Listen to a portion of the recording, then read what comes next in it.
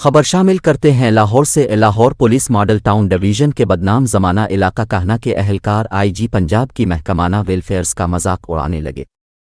असलहा के जोर पर नाजायज़ फिरोशी उरूज पर SHO कहना और उसकी टीम माल बनाने में मसरूफ़। हमारे नुमाइंदे नदीम बेग के मुताबिक लाहौर कहना अंधेर नगरी चौपट राज पुलिस की वर्दी में लुटेरों का राज। अंधेरे में कानून को ढूंढने के मुतरादिफ मकरू मुहतम व अहलकारों की नाजायज़ मिली भगत के तहत मुनशियात फिरोशी उरूज पर है। इलाका कहना 9 वार्ड नंबर 8 कब्रिस्तान वाली गली में बदनाम ज़माना मुनशियात फरोश आज़म कुम्हार और मोहसिन कुम्हार वलद रफ़ीक तनवीर कुम्हार रशीद उर्फ शीदो अली उर्फ कूलर इलाका में मुनशियात फिरोशी जैसे मकरू धंधा करने और कारिंदों से करवाने में मुबैना तौर पर मुलव्वस हैं।